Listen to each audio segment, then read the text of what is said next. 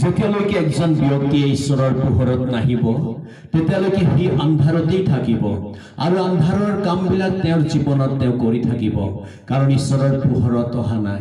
যেতিয়া একজন ব্যক্তিয়ে ঈশ্বৰৰ পোহৰত আহিব তেতিয়া অন্ধকাৰ কি হয় তেতিয়া তেওঁ জানিব।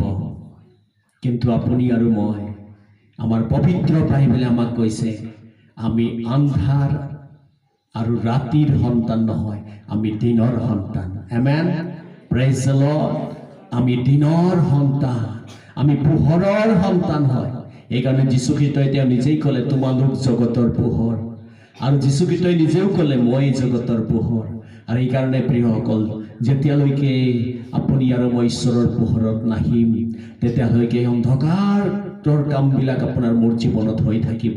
যেতিয়া আপুনি আৰু মই ঈশ্বৰৰ পোহৰত আহি যাম তেতিয়া সেই অন্ধকাৰৰ কামবিলাক নাইকিয়া হৈ যাব।